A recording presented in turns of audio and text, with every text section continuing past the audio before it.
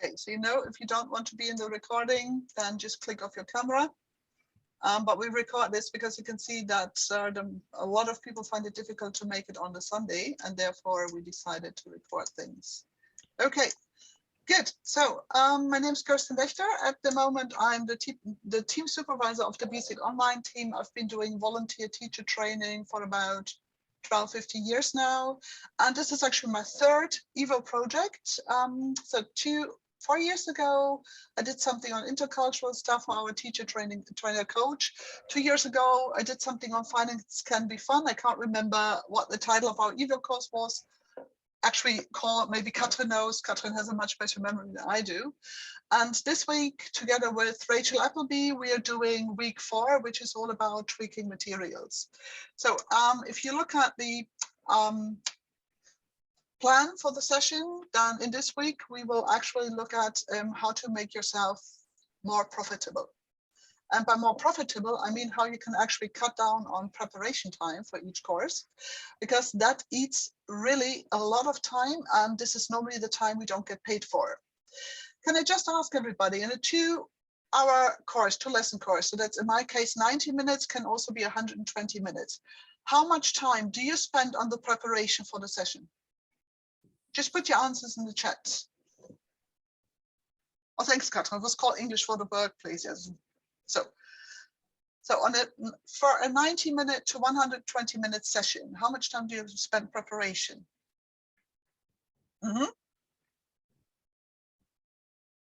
Okay. If it's, yeah, exactly.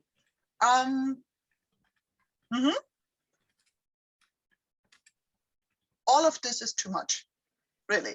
So if you do a course for the first time, I do understand that you have to invest more, but basically this is not economical. That's the key point. So if you spend more time on preparing or the same time on preparing, but you just get paid for the lesson because you're a freelancer and you do not have a full job with a university or a school or something like this, where you're paid per lesson, you're actually halving the fee that you get per lesson, and that's not really that efficient, unfortunately. Some topics need more time, yes, but the key thing is once you prepare the topic, then you have to make sure that you can use this topic, tweak this topic, and recycle this topic so that you build your own archive. In the long run, you should actually spend less time preparing. Yeah, post-lesson feedback can also add to this. And with online courses, a lot of service providers now expect that.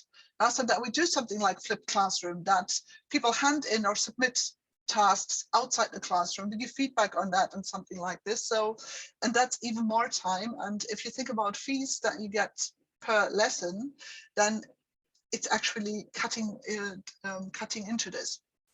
Good. So I'm going to look at how we can more effectively prepare speaking activities in less time. Especially by looking at revising the materials you already have, then looking at how we can recycle and tweak materials and design, and also how to design materials more systematically right from the start, so that with you already prepare activities that you can easily recycle with maybe 5 to 10 minutes preparation. And Rachel will, so that's what I'm going to do, and Rachel will look into writing materials, different ways to lift coursebook activities, and also then encouraging students to work with authentic materials and ensuring interactive learning processes online. Good. So first thing then, this is actually a writing activity because it's from a standard lesson on emailing. Usually the first lesson I do on emailing with a course that's B1. And what do we mean by tweaking? Well, this is a standard activity that I prepared something like, I think about 10 years ago. And this is, whenever I teach a B1 course on emailing, I recycle this activity. And if you look at this, what are the only things I have to change in these 3 emails? Dates, yes. So, and if you look at this, this is obviously a university course. Yeah? So I changed usually the email addresses. So I put in like, if I teach at a university, I put in a university email address. So I changed the email addresses. What else would I need to change?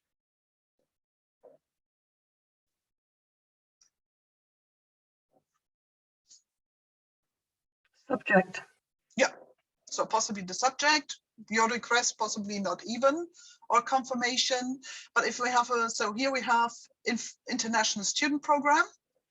And if I teach a company, yeah, position title, yeah. So for example, you couldn't write sales manager because the university doesn't have a sales manager.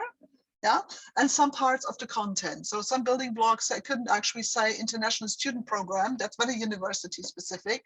So if I do this in a private company for the sales department, then it would possibly be something like about our latest products or something like that. So that's basically what I do. So if I decide to recycle this activity, it takes me 5 minutes to change it. I'm a fast typer. Huh? So the first thing that I do before I accept a new course is I talk the person who asks me to do the course through it. Okay, what do they expect? What do they want? And the first thing I think about is how much material do I already have more or less ready-made so that I can keep preparation time for the entire course to a minimum.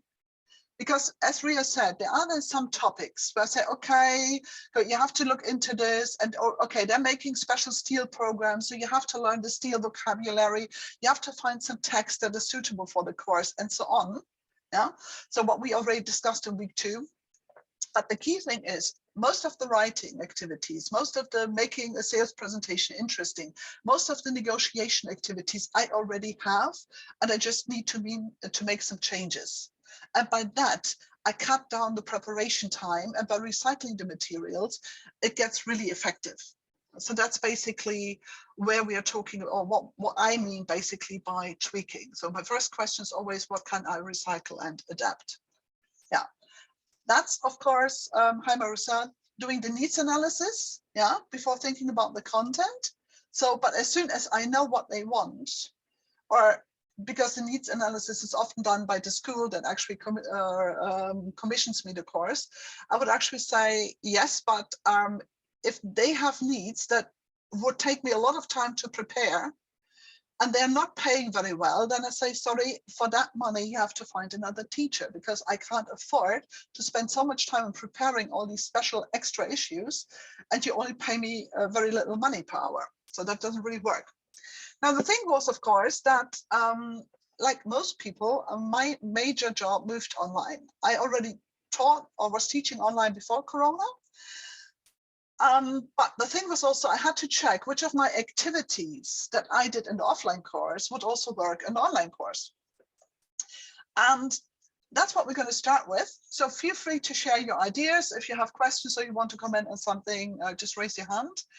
So we have a look first what I usually do to prepare speaking activities.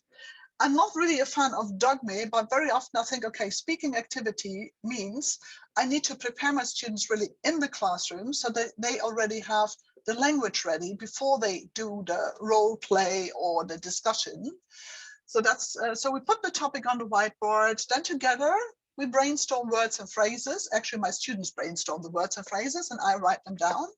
And maybe we play some word games to warm them up, because speaking just like off the cuff is really quite difficult for most of my students. So we prepare some questions and phrases.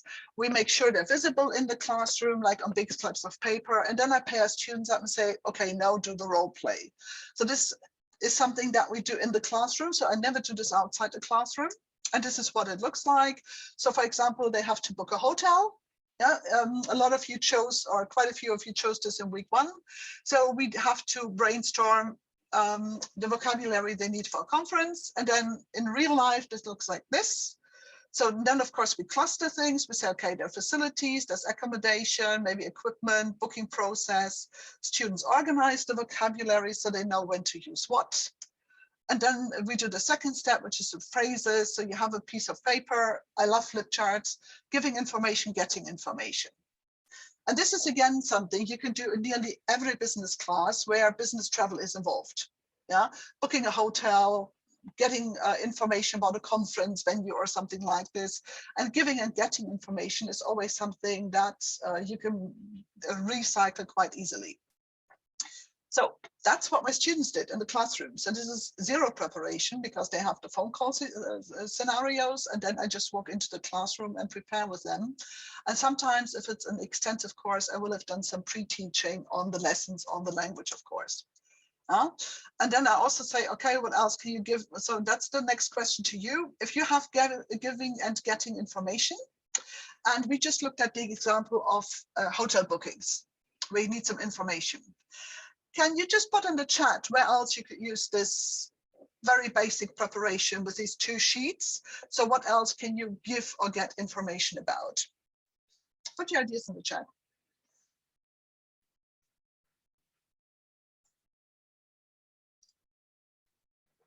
Exactly, placing an order. Yeah, traveling in general, information about a place maybe, or restaurant. Yeah. So call center request. Yeah. Customer compliance, exactly.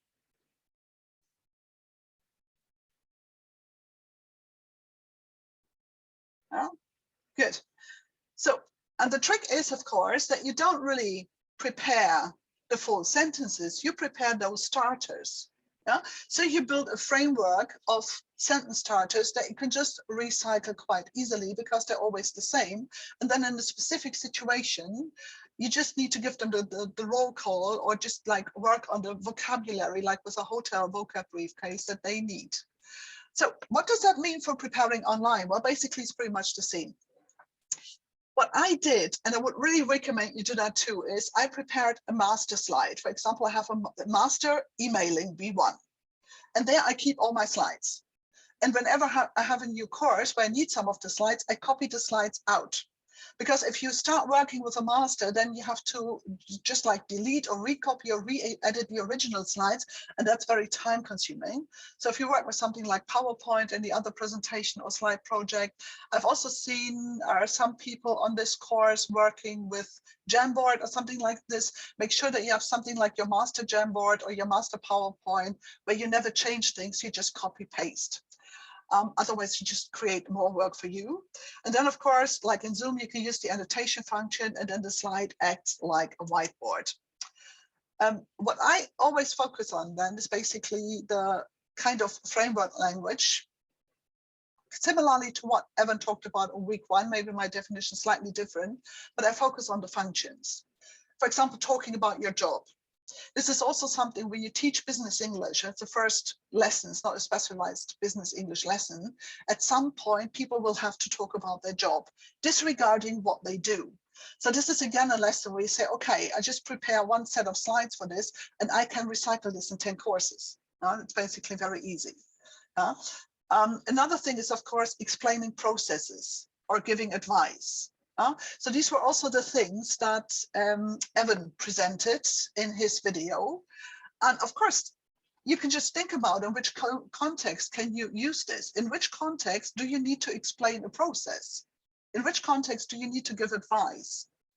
Maybe we just have a look at advice. What can you give advice about? Customer complaints, possibly. That's also something you need to handle. So in which situation can you recycle phrases for giving advice?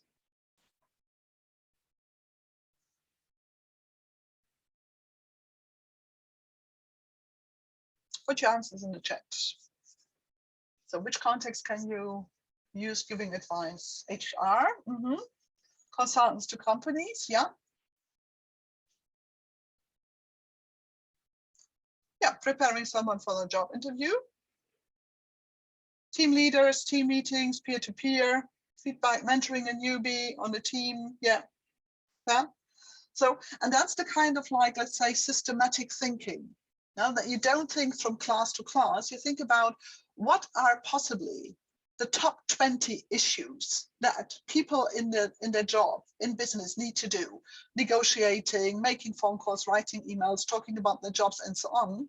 And then you basically prepare the core language. And by doing that, especially if the activities are then popular with the students and you see they're working well and students are really learning from them, then you have a good archive of things that you can just adapt and tweak quite easily. And that is something not only when you're at the beginning of your career, But that is something that is possibly the most valuable asset, and that helps you really to cut down on preparation time. So then the follow-up things are: what are the framework questions learners can provide, and what are the framework prompts or building blocks that learners can provide, because I often get them to produce the language, but that depends on the level. So let's have a look at an example.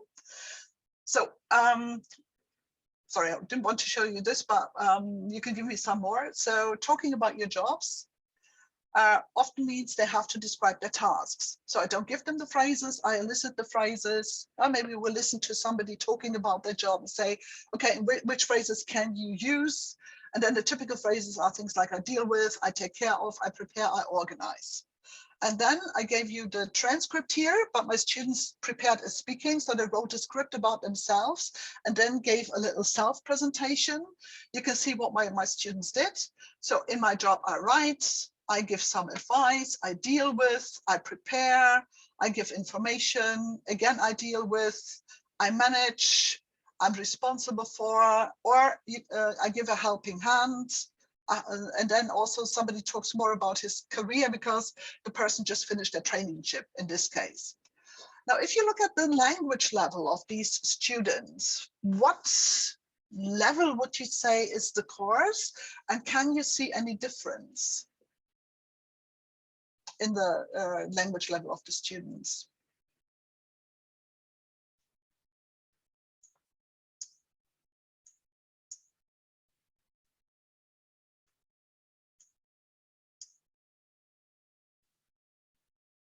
Mm-hmm. Yeah, Andrea seems stronger. Yeah. Yeah.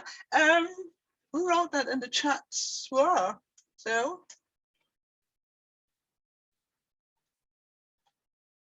Yeah, Uma, why do you think so? This give a helping hand feels very natural.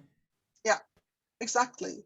Exactly. Very good, Michael. That's the same thing. So some people really use very basically the language that we give and create simple sentences. Yeah? But they're able to describe some detail of their jobs. I would say most of the students are B1, but I have a couple of students that are B2. I'm responsible for the monthly reporting for the management board. Is already quite an elaborate sentence. This is what Michael is referring to. And using idiomatic language like I give a helping hand would also indicate that here we have somebody who's possibly rather at a B2 level. The course is actually a B1 course. But within the course, things differ. And I do this also very often in the beginning because I get these placement test results, which are often focused just on grammar. And they don't really tell me anything. But if I ask people to talk about themselves, use some language and prepare a little self-presentation, then I can really see what they are already able to do. And then we look at this and then we build on this. But I don't prepare any of this except the basic phrases, and most of them I elicit from them. Yeah. So when I say today we talk about your jobs, all I do is I find an audio where this language is used, if at all, and then we just start working with the students. And this is again a very easy lesson you can recycle with nearly every class in the beginning because it gets them to talk about their jobs and it helps you to assess how good their English is, what level of English they have. Then we build on this. I say, okay, now you're talking to your colleagues from Sweden because you just took over this company. And now you want to talk to them about their job. So you need to ask questions. And you, what about you? Yeah, maybe you find something in common. Oh, I do the same. What can you say here? So we elicit this. You need to ask for detail. You want to have more information. You need an explanation because you don't understand. And of course, you have to use active listening and maybe you have to end the conversation. And all of this we do in the class. It's pretty much to what I did on the flip chart in the past. And then they prepare their questions. What can they ask? I make sure they're grammatically correct, of course. And so they ask open questions to explore, and then they ask follow-up questions, usually what, when, how, where, and with the how you can ask more detailed questions. So this is basically the framework language that I give them, sometimes just the question words, and they start writing down the questions in the chat or on the whiteboard, And then they actually start practicing these conversations. So my preparation time for these speaking activities is more or less zero once you know that you have an effective system to get students talking and to guide them through a conversation, because we prepare this together in the classroom. And then, of course, if you want to make sure you understood, you ask closed questions to check. So do you mean, can you repeat that? Is that, so you work in this and that company and so on, and that's basically it. So if you look at your own assignments in week 1, so that's your next task for the chat box. What functions in the telephone call that you had to do, what functions did you actually focus on? What functions do you remember the others focused on? What do you remember from the telephone conversations in week 1? What were the functions? So I gave you 3 here. A lot of people had making a complaint. We had a couple of people who handled calling in sick or asking to speak to someone. Do you remember anything else?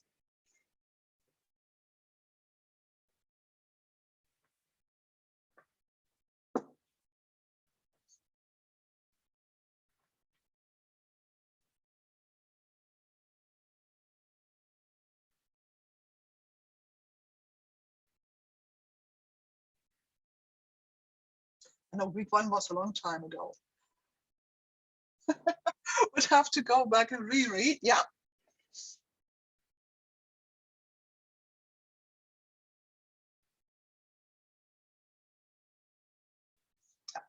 Okay, good.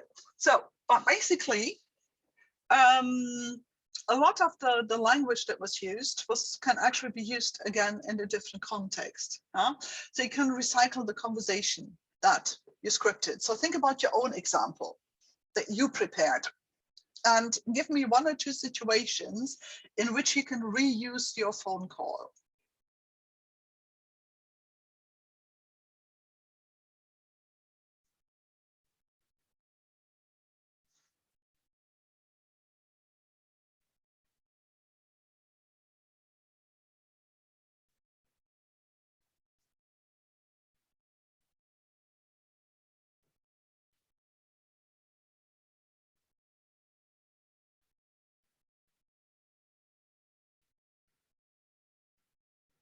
Mm-hmm. Yeah. So if you have a very general one, you can try to just narrow it down, or maybe you just change the name of the company, use the name of the company that your learners work in, and so on. Yeah. Usually, like when you have making a complaint, the reason for complaining can change because it also depends on what the people are complaining about. Was it service? Was it a product or something like this? And then you can also think about the language that you focus on. So maybe if it was a B2 conversation, most of you really put a level there. You want to have some simpler words because it's going to be a B1 conversation. Maybe you're going to make it like a formal conversation between, let's say, a client and an employee, an informal conversation among colleagues or something like this. So basically, once you have this in a Word format and you have scripted the conversation, then you just copy paste the conversation and then think about, okay, what do I need to change to recycle this conversation in another class? If you work with an audio, that gets a bit more difficult. Yeah, of course, you can change, good, Marissa, you can change the relationship between the 2 speakers. Yeah, so something like this. So that's actually something you can do quite easily. Another example I'd like to look at is, for example, is travel destinations. I teach a couple of speaking classes at university, and this is always a popular topic. I wonder if it's despite the pandemic or because of the pandemic, but they like talking about this. And here we had 3 functions to look at. They had to tell a story in brief. They had to do turn taking, so involve others in the story, playing the ball back, and they had to ask follow-up questions. And then we prepared. So the first thing, this is just the example that I give you, and that was actually that we looked at the language for travel destinations. As you can see, I used the vocab briefcase again. Yeah, hopefully that travel brings back vivid memories. And I asked my students to just put all the words they can think of into the annotation tool. So we collected this quite nicely. Some of them used the chat box when they didn't know how to work with the annotation tool. Some used colors that were not so easy to read, okay? But most of them used the annotation tool. So we created this kind of brainstorming. So when you look at this, then you see already what level the people have, because they know the basic words, of course, hotel, restaurants, or something like this. But some of them also know a bit more words like swimming trunks, or so I can think about things like landscape, vaccination, of course, these days, and something like this. So the next step that we do is, of course, that we organize the vocabulary. And that's also copy paste from this, or basically from the chat. We say, okay, these are the features and sites. We can think about food and drink, accommodation, like where to stay, what is the weather like, what are the activities like, what adjectives can you describe the quality of your holiday with, and what means of transport can you use, or what belongs to transport. If people find brainstorming like this, random brainstorming, very difficult, you can also give them the categories. And especially at a lower level, it's easier for them to come up with words for the different categories. So that's also something. And then they can just start using the vocabulary in their speaking activities. Then the next thing that we do, like in an offline classroom, we think about phrases to describe places, like the last holiday. We had difficulty, we decided to go, it felt like a movie scene, and so on. And they also had to ask questions. So they had to prepare the questions. Then you can copy that, or you put a screenshot into the chat that they have the language ready, and that's basically it. And again, that's very little preparation time for the teacher, and that can be easily recycled with a lot of classes where you talk about traveling. So, and one thing they had to pay attention to then in the follow-up lesson that built on this was actually noting phrases, giving advice what to do in a special place. So you're my learners, let's do a bit of brainstorming. Produce some phrases, what you can use to give advice about what to do in a special place. Think about your hometown, maybe, if you like. So what advice would you give people? You should try. Yeah. Good. What else could I use?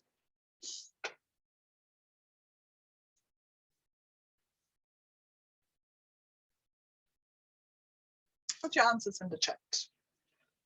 You have to taste or see. Have you done yet? Yeah, okay. Thanks, Kathy. Oksana, you could visit. I strongly recommend you visit. Yeah, one thing you can do, I'd recommend, you can't miss, or you shouldn't miss. You must. The emphasis is very good for speaking, Maria. Yeah, so that you already say, okay, if you really think it's so important, make sure you say that like this. It's worth doing this, why don't you? What about? Yes, exactly. Yeah, make sure to go and see. The best thing is, if I were you, and of course, you have a lot of modal verbs. Yeah, so you could really elicit, you could make sure that they use the right forms, because my German learners love to say, suggest to do something. I say, well, that's not how we say this in English. Yeah, proposals, a lot of phrases with would and should and so on. And when they prepare, then this really helps them to talk about their town. And so, okay, so just think about what would be the best thing in your town and so on. And then I give them some time to prepare the speaking activity. Then I divide them into the breakout rooms and they do the speaking activity. And the results are usually fantastic, whether it's B1 or in this case, that's a B2 C1 course. So that's a bit higher. So also actually, if clauses can be taught using this. If you're interested in, you can. And of course, using modal verbs as nouns, like a must see is. Yes, Betty, so that's also a very good phrase. And you can really look at the different ways of dealing with that. And even when you're planning, you can also guide your students into modal verbs, or if sentences or something, and that works very well. So another question that came up throughout the course was also then, how do I know? How do I know which level? At which level? So of course, I get this from what my students produce. But it's also quite important to think about this maybe in advance, thinking, okay, so how can I make sure that I use the right level? If I give input, if I give them framework phrases or something, I have to be sure that they're actually able to use them. They're not too complex. Somebody at B1 will not say, I was wondering if you were possibly interested in this and that. That's too complex for them. They can't really reproduce that. So that's something, the language that they produce already indicate the level, and that helps you a lot to find suitable materials or work with the materials. And that is especially important if you want to use videos or TED Talks, because most videos, well, videos are not such a big problem, but TED Talks in particular, I don't use them with anything lower than B2, because the language is quite overwhelming there. Even when they slow down the speed, they have to look up so many words, otherwise they can be quite difficult. But if you have a good text and you have a video and you think about, okay, if I want to use something like this in my classroom, I have to think about rescripting. I have to think about using B1 words to help them understand the video. And that can be very demotivating, exactly, if they have to look up so many words. That's also something where you say, okay, I did this activity at B2, but for a B1 level, I have to really lower down the language. And I find with some course books, the language that they ask B1 learners to understand and to reproduce quite heavy. But really go like, I'm not sure that somebody at B1 could actually do this. So that's a really big problem also for course books to really settle things. And so Annan actually raised my attention to this wonderful tool, which is the Vocab Kitchen profile. And somebody else mentioned there's also a very good tool, the EAP Foundation profiler, and there's of course the Cambridge profiler, where you can put actually, in this case with Vocab Kitchen, an entire text in, and then you see what you have to change. Because off the cuff, would you be able, if you see a text, to say that's B2, and that's what I have to change to B1? That's quite difficult for us teachers to basically view the text through a B1 learner's lens. And this is what these tools are very good for. So we have an example where we have a text about the outbreak of the coronavirus. And this is from an organization, Frontiers In, and I checked the Creative Commons license, so I was allowed to use this. And I'm also allowed to change the text, so to adapt the text to make it, for example, easier for learners. And what you see here is then the color coding. So you see these kind of like rosé, that's C2. So you definitely would have to teach outbreak, but it's a keyword in a pandemic, so you can't delete this, but maybe you explain this. Then everything that's magenta is B2, so that's perceive. Everything that's, everything that's red is B2. Magenta is then C1. And gray just means words are not on the list. Green is, I think, A2, blue is A1 or something like this, and orange is B1. So you already see that except for outbreak and perceive and transmission, the text is suitable definitely for a B2 level, because there are a lot of B2 words. And I would say transmission, perceive, and outbreak. Okay, outbreak and transmission I can explain. For perceive, I can just write to see. We see things or we view things. But if I want to use this as at a B1 level or lower, I'm in for quite a lot of rewriting here. Global, crisis, well, global is maybe understandable. Impact, threatened, measures, spread, launched, mass media, something like this. But it really helps me then to decide, do I want to use the text? Do I want to invest so much time in rewriting? Or will I find an easier text from another source that is already more at a B1 level? Because I find this rewriting of text and adapting text to a course is very, very time consuming as well. Yeah.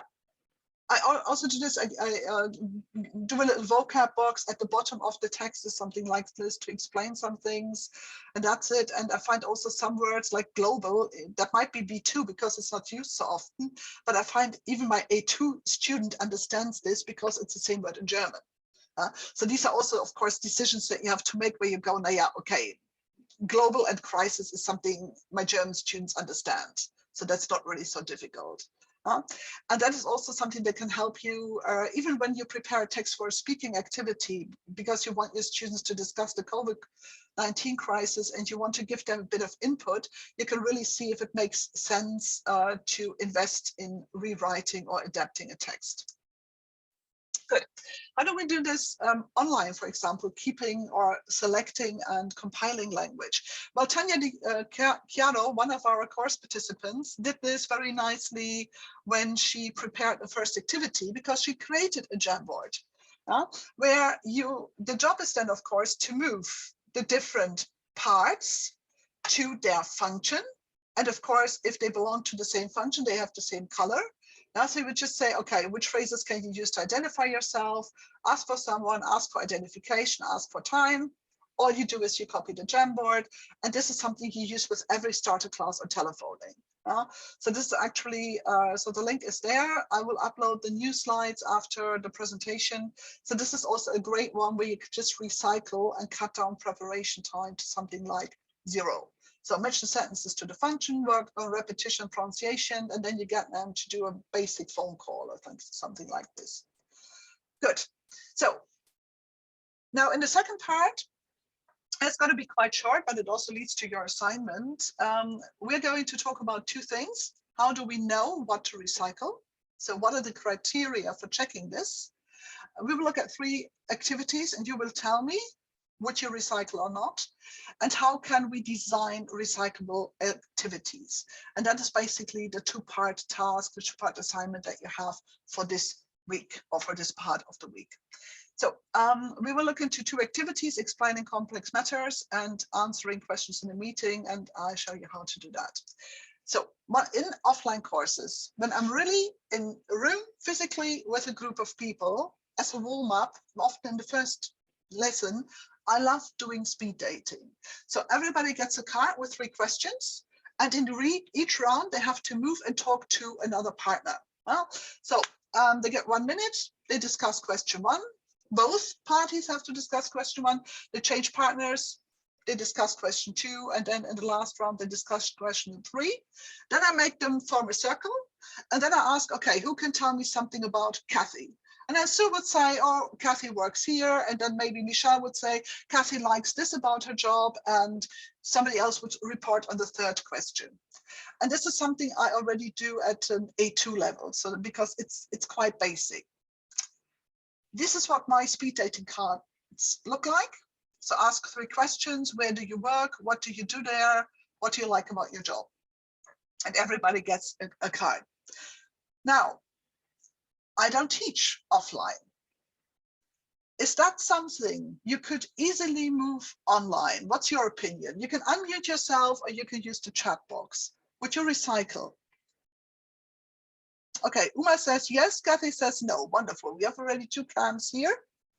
Tricky. Okay.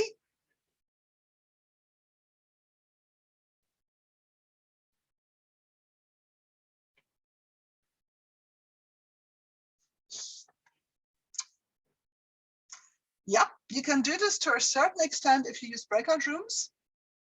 And if the learners are comfortable with the platform functions, and if they can maybe choose their breakout rooms or something like this. And I tried it. But I really found that there were some technical limits to this. For example, this frequent change of talking partners after 1 minute wasn't really feasible. Sometimes it takes already up to 1 minute to transfer people to another breakout room because the internet connection isn't good. So if you give them more time, yes, but then you lose a bit of like the fun part of producing language quickly. The follow-up activity, different people talking about one person in the big room, wasn't really feasible either, because often they just discussed all 3 questions and nobody really could remember much. And so it usually ended up being a pair work activity without the partner change, and it really lacked the energy. And it was an immense effort on attention and concentration. So moving them around from room to room was just too time consuming to make this a warm up. So I actually decided against recycling. I had to say goodbye to one of my favorite activities. Uma, maybe you can, I'm sure there are different ways to do this, but the kind of really speedy part and this changing and getting people to talk to new people all the time, that was really difficult for me to manage. So it was, yeah, I did it on Zoom and I did it on Teams. And in both cases, it was really technically not feasible for a lot of my participants because, and it's not the same thing. So I decided against recycling because I said, I can make it work, but it's so time consuming and it does not produce the same effect. I have to find something else for online courses. So the next one is another favorite of mine. So originally, this is actually from Vicky Hollett's book, Business Opportunities, that she did for Oxford, like 30 years ago or something like this. This was actually just a matching practice. So you had some statements in the cartoon, and then you had to match the answers. I thought, oh, that's a bit basic. That's too boring. So I decided to turn this into a speaking activity where my students get 2 cards, a statement and a response. And again, if they move around or they form a circle, and they have to listen to the statement and see if they got the right response and then give the response. So also something to create a bit more classroom dynamics. So they received the different color cards and they had to provide a correct response. And we did this as a follow-up after we taught small talk language, for example, for a big meeting. Again, you see here what my cards look like. Blue cards are the statements and yellow cards are the responses. Question again to you. Would you recycle? Can it be recycled easily without a lot of time consuming?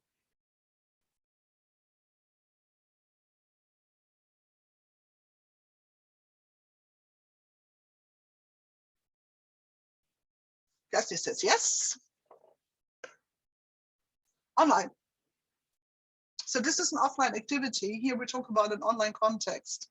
No, maybe on Word Wall, pairs and breakout rooms.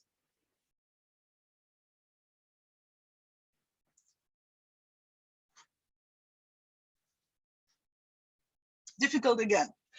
Well, I do this on Zoom.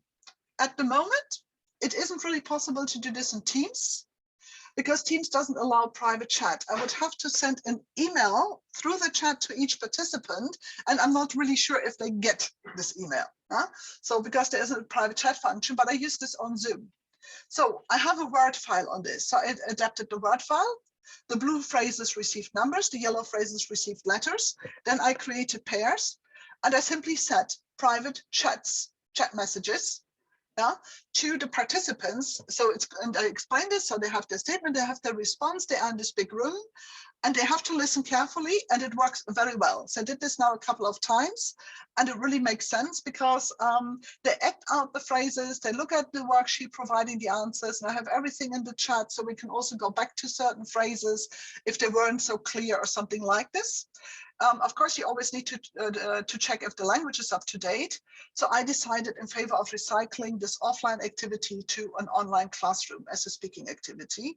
And that took me basically half an hour, but I already used it 4 times in online classrooms. So that was definitely worth a half-hour investment of just reorganizing the original master sheet. Good.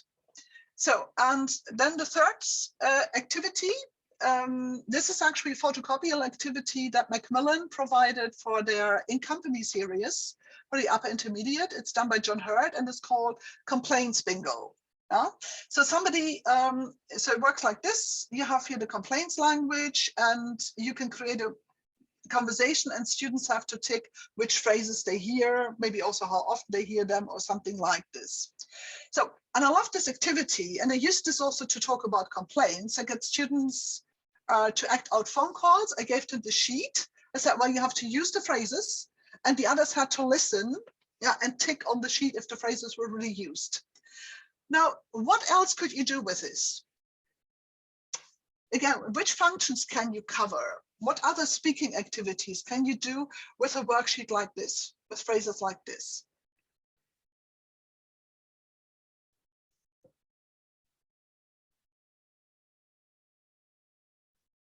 Yeah, requests.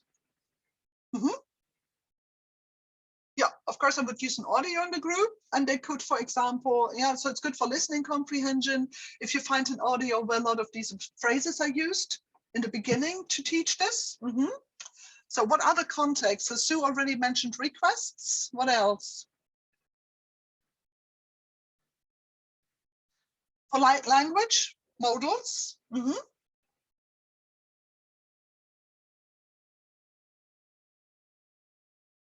Giving advice, yeah. Meeting language, yeah, so you could just prepare something with the most typical meeting phrases or something like this, checking for understanding, yeah. Exploring different registers, yeah, so I can use this, I can use different functions. I can say, okay, I want to focus on modal verbs, so I just rewrite these phrases with modal verbs or something like this. Now, in the first week, one of you did an assignment about Trip and Tyler, a conference call in real life. If you don't know the video, go on YouTube and watch it. It's hilarious. And this is what I did. So I used a conference call in real life. And I did this actually for conference calls with a phrase bingo. So I created from this call, from a couple of other calls, typical phrases from a conference call. The first thing was that my students had to sort them, of course, opening a call, identifying yourself, sharing information, what can you say? And then they act out a call. So I had 8 students, 4 people were on the call. They had to use these phrases. The other 4 people were around. And they had to tick the phrases. And if they had 4 phrases, they were allowed to join the call. So it's very good for speaking and listening. And that is something I can also do online. Yeah, so 4 people act out a call, and then the others can just join the call when they have actually achieved this. So this is, again, something where if you find something useful, just think about how easy can I change this into what other things, especially if it's an interactive worksheet, and you can base this on something that's already working quite well. So this is then my checklist, and this is what I want you to do now in the beginning of week 4. So checklist for revising activities. My checklist looks like this. If you want to add other questions to this, feel free to do so in the assignment. First question is always, of course, why on earth am I doing this activity? What is the outcome or purpose of the activity? How will it help my learners in the class? Followed by the question, will it be the same purpose? Will it be the same aim or objective if I do it online or in a hybrid class? I don't teach hybrid lessons, but I know some people who do, and I cannot imagine the kind of energy you need to survive a lesson like this or to manage a lesson like this. How much time does it take to adapt it? If it takes a long time and you don't really have 4 or 5 courses you can use it for, don't do it. How many courses can I use it for? Can I only use it for 1 course? Because it's a very specific topic that, as Ria said in the beginning, might need a lot of time to work yourself into. Or can I use it for 10 courses? Because it's, for example, a general business function like writing an email. How easily can the language level be changed? We've just seen this with the texts. Do I need to do a lot of rewriting? Will it take me 2 hours to rewrite a text for 1 course that I will never teach again? Yeah? Or can I do it quite quickly, and can I again use it in different courses? Also, very importantly, if you revise activities you already have in stock. So as I said, for example, Vicky Hollett's book came out 30 years ago. I have a lot of books that I still have working with, but they are quite ancient. So I really say, okay, I like the activity, but I have to change the language because nobody uses this language any longer. Business jargon, small talk phrases, they change over years. So how up to date is the language that's used in the activity? How relevant is this activity to my learners? Of course, it's easy for me if I don't have to prepare, but if it doesn't make sense to my learners, I shouldn't do it. What's the ideal group size? I have a lot of activities that work on one-to-ones, but they work also in larger groups, but there are also activities that do not work in all kinds of group sizes. So that's also a very important factor. And if you take your activities online, and that's what we are mostly talking about right now, what are the technical requirements? As I've just demonstrated, some things you can do in Zoom, but not in Teams. Other things you can do better in Teams because you have the separate room chats where they can do their writing or something like this. You have better control. And breakout rooms work fairly well, but maybe you have to give people more time. So when you do the assignments and you select an activity that you want to recycle, adapt, or tweak, then these are the questions that I want you to answer. When we design activities systematically from the start, with the purpose of making this activity available and usable to a number of courses, not only one course. You might be preparing it for that one teaching situation, but your mind should already be set on, is it possible to use this somewhere else? Then you have a very similar list of questions, as you can see here. So it's basically, again, purpose of the activity. Can I use it in different settings when I design it? How much time will it take to adapt it to one course? So with the emailing at the beginning, you can just say, okay, these are the emails, and where the language blocks go in for every specific course, I just leave a blank, and then I just go save it under a new name and adapt it for the course. Which language functions should I include? Which is what you just did, for example, with the complaints bingo, checking for understanding, exploring different registers, and so on. Again, always the most decisive point for me, how relevant is it to my learners? Can I use it for different group sizes? Some people teach at uni and maybe they have 40 students or 70 students. Then to do pair activity offline in a large room where 20 pairs or 30 pairs are trying to talk to each other, just imagine the noise.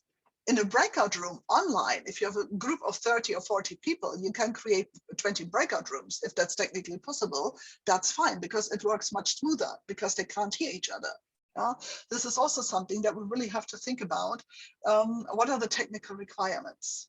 So how big is the classroom, private chat message, and so on.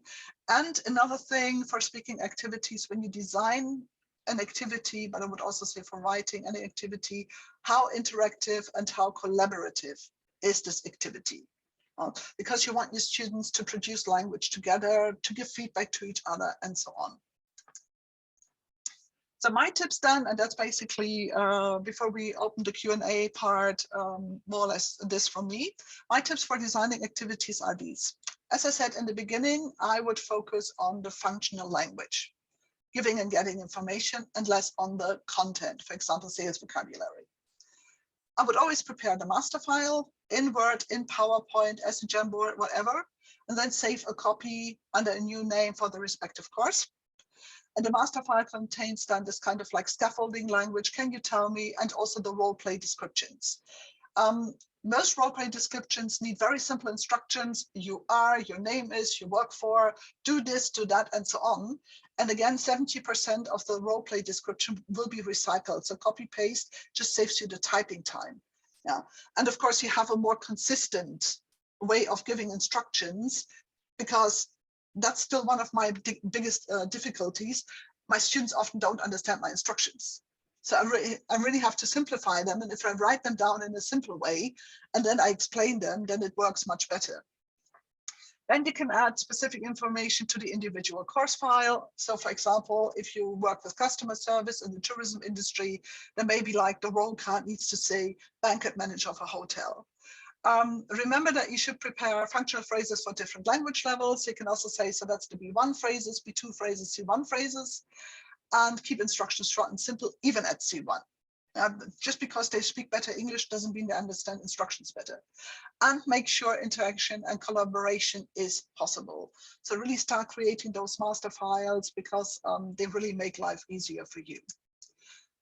2 examples how I do this. This is an example that I adapted from Mark Ibbetson's book, Cambridge, English for Engineering. And of course, I started doing this with my engineers. I teach a lot of student engineers, but I also work in a lot of companies where they produce technical things. And then I thought, well, but that's not something only engineers need, right? Simplifying language, explaining complex matters. So for example, simplifying a concept, focusing on technical terms, illustrating technical concepts with images or something. So what do you think? With which other professions or in which other teaching contexts can I use an exercise where people have to explain complex matters, where they have to simplify complex matters or explanations? Finance, yes. Management. Basically anything. That's, yeah, IT, yeah.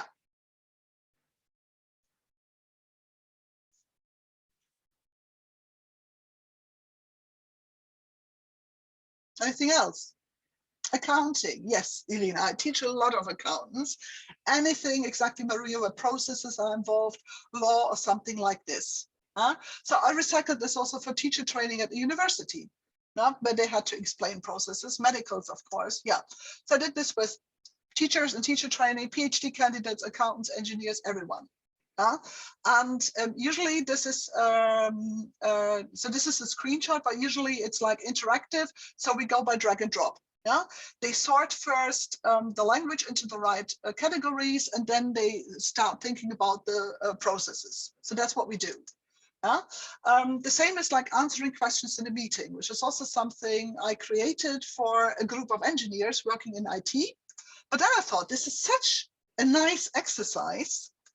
I just use this for all of my courses. So the rules are, when you get a question, then the question is quite complex. You use part of the questions to start your answer.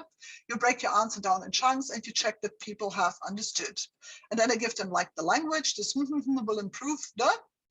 So we might look at what we also use for examples. So that's the breaking down, and then you check, does that help?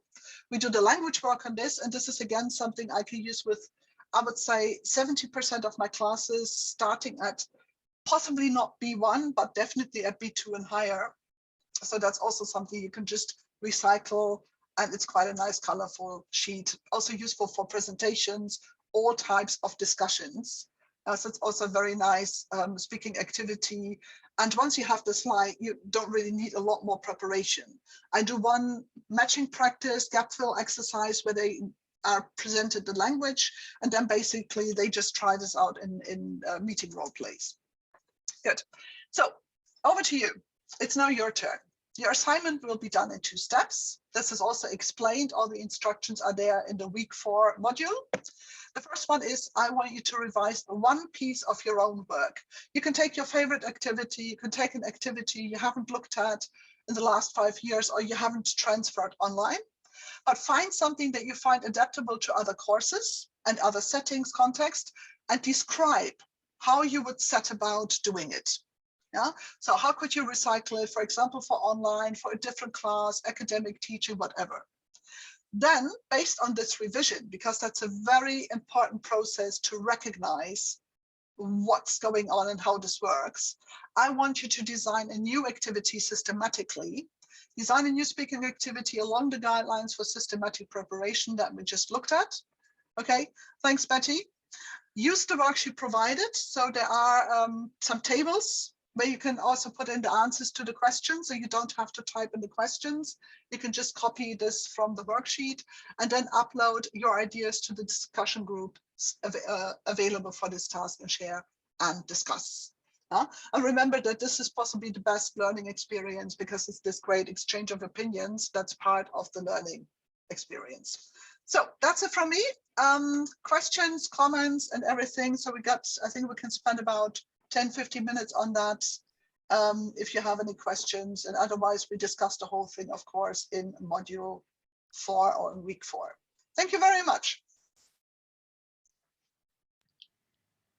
Wow. Yes, thank you, Kirsten. There has been one question so far from Casey. Have you changed all your fonts? Since last week. What do you mean, all my forms? Fonts, F-O-N-T. We have to, so, we have fonts on all your slides. That is actually the new BSIC font. So I just used that actually because I used my BSIC slides. But I'm happy to discuss if that's actually usable with people who've got different learning needs. But I would say I didn't need to change the fonts. I don't really use Calibri that much any longer, but I think it's okay. But I definitely reorganized texts and colors. So that's something that changed a lot. So I work a lot with color coding. I learned this from devising online sessions. So for example, when I have a matching practice, then one side, like 5 sentences are 5 colors. And then instead of adding lines or something like this, which doesn't look good online, I just color the matching halves in the same color. And then it's also easier for people to see where what goes and how the sentences form. So this is something, for example, how I tweak online lessons or online material, because you can't do a good matching practice online if you don't use color coding, for example. So I did this, Kathy. Yeah, maybe we can stop sharing the screen and everybody Yeah. can switch on their cameras and just ask questions. Yeah. Also maybe questions about the other modules or something like this. So I think we got quite a few people here from the moderating team, something like that. So that's up to you.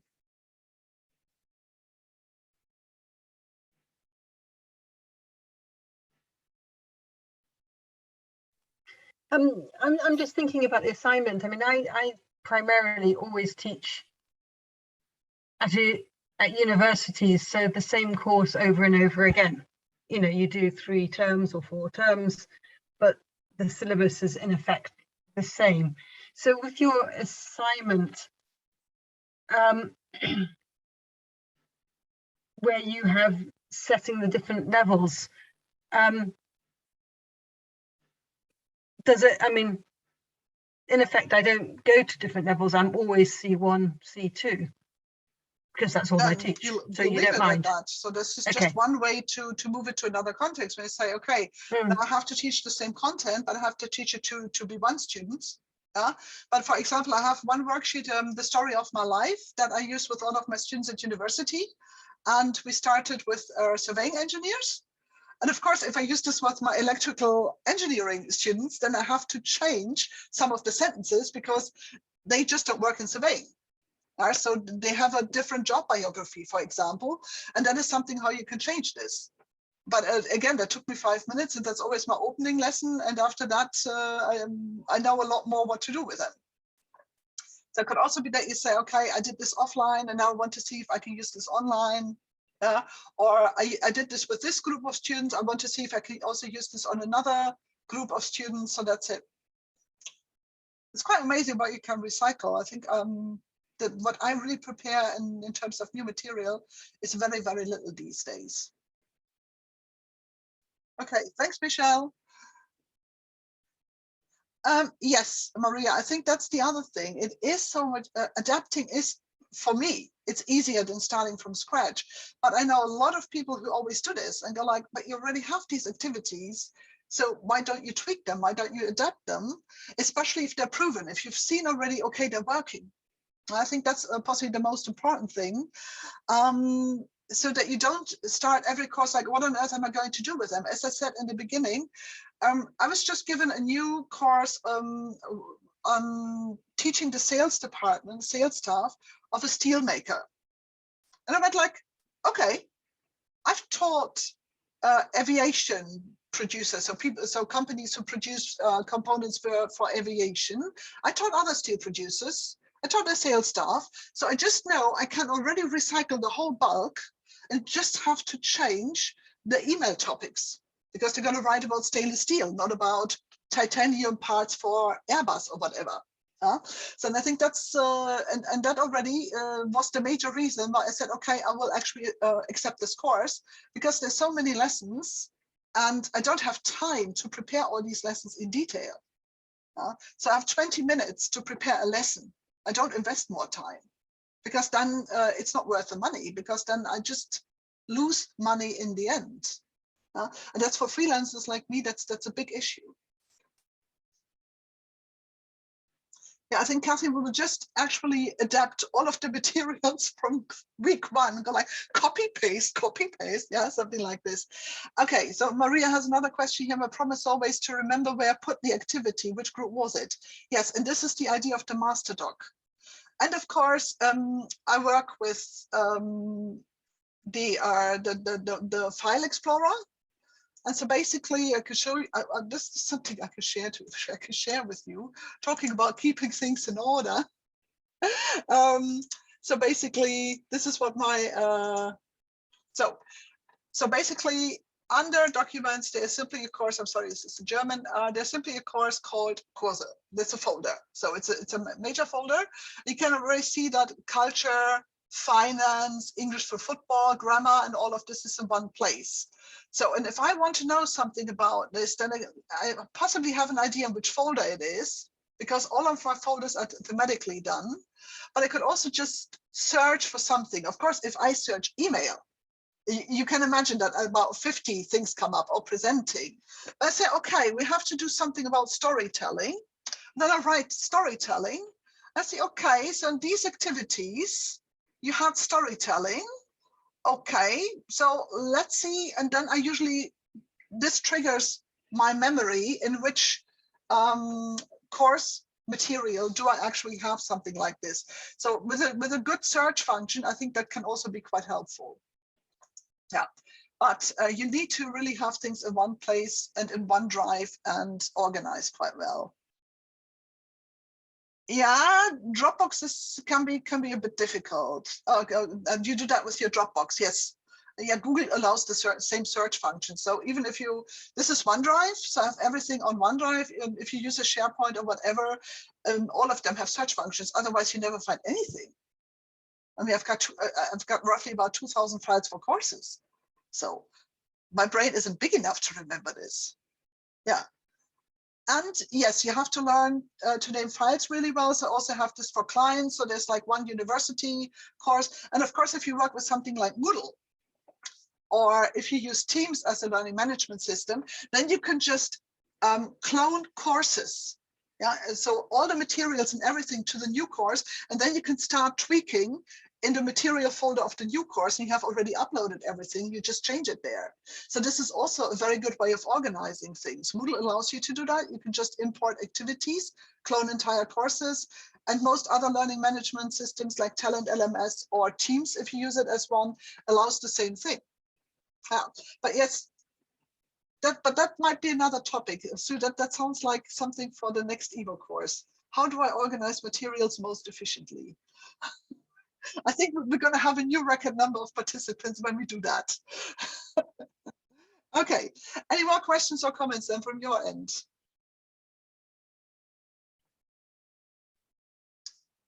Okay, good. Then I look forward to your assignments, to your contributions. And as always, we will give feedback and people will discuss this. So we'll also see from there what works. And I look forward to discussing things with you. And we're also going to release, I think on Wednesday, then the second part of this week, where Rachel Appleby will be talking in a pre-recorded video about writing activities. And that unfortunately means a lot of reading, but believe me, it's worth it. So it's definitely worth it. You put some fantastic materials together as well. Thank you very much for today. And I look forward to seeing you then on the course. I think, Uma, you can stop the recording now.